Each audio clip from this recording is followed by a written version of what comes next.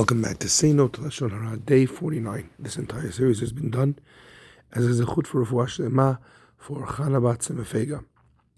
The Chafetz Chaim says that there are times when we talk Lashon Hara about people in terms of the fact that they've done something wrong, but sometimes we talk about their deficiencies in themselves, in their capabilities, in their intelligence, in their creativity.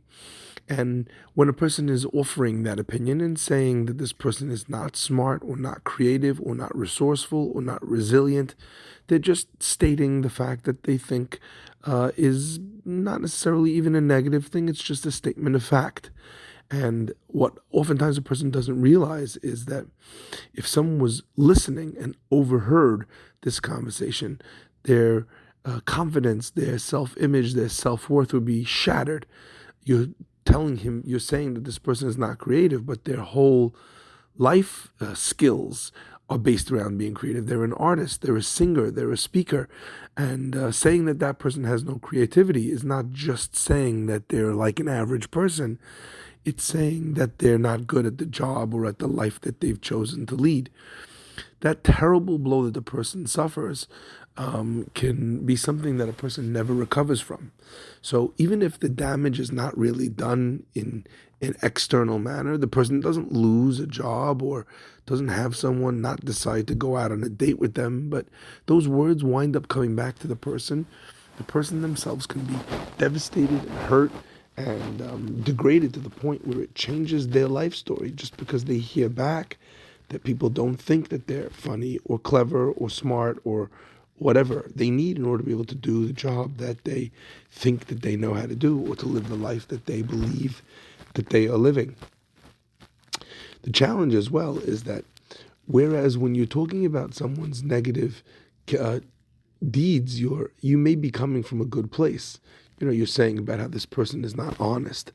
And maybe in your mind, you're saying that because you feel that you're someone who stands up for honesty and integrity, and therefore you need to call this person out. At least in such a scenario, there's some reason why you would be doing it. But when you're saying, as a matter of fact, something about a person's natural capabilities, what possible motivation could you have that could be considered positive?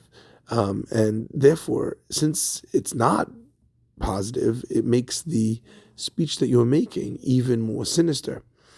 Let's carry on, because such conversations don't really register with us that we're doing damage, so we kind of just have them all the time. But sometimes there's an even worse transgression with words of Lashon Hara that are like that. If someone's done something wrong and you've said that over to other people listening, they may feel, oh, well, maybe the person doesn't know the difference, or maybe he wasn't raised that way, or maybe he had a momentary lapse in judgment, or maybe there was some challenge that was very hard for him to get over. We have a lot of answers as to why people may not have done the right thing.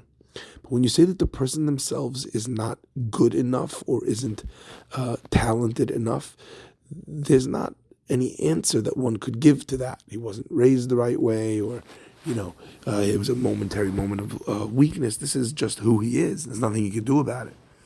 That can be very, very dangerous because there's no recovering from that moment. And whereas in the other case, they offer solutions and answers and reasons why the person might not be so bad. Here, it's just a statement of fact about the person's natural capabilities. So people generally just accept it. Of course, if the person's livelihood is surrounded by that issue, it can cause damage, which is financial and or otherwise real in his lifetime. However, there's one last piece that I think is really important.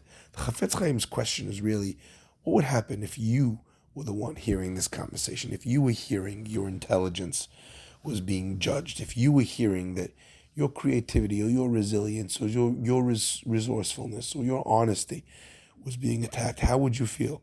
That should tell you already how negative that speech is.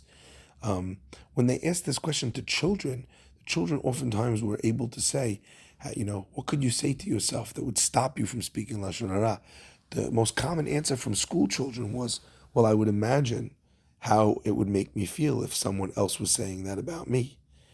These children were able to plug into naturally the truth of what the Chafetz Chaim is telling us, should be something that causes us to stop in our tracks when we speak negatively about someone else.